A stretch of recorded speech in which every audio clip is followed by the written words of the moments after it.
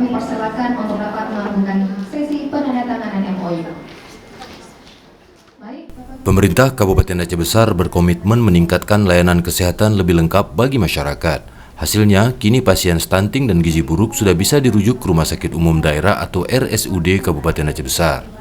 Hal ini ditandai dengan penandatanganan kerjasama pelayanan dan penanganan rujukan anak stunting dan gizi buruk antara Rumah Sakit Umum Daerah dengan Puskesmas dalam wilayah Kabupaten Aceh Besar berlangsung di Dekranasda Aceh Besar, Gampung Geni, Kecamatan Inginjaya pada Kamis 26 Oktober 2023. PLT Direktur SEUD Aceh Besar Anita SKMMKes mengatakan setelah penandatanganan kerjasama ini maka pasien yang terindikasi stunting serta gizi buruk sudah bisa dirujuk ke Rumah Sakit Umum Daerah Kabupaten Aceh Besar. Penandatanganan kerjasama tersebut turut disaksikan PJ Ketua TPPKK Aceh Besar Cut Reski Handaini SIPMM dan PLT Kepala Dinas Kesehatan Aceh Besar Farhan AP.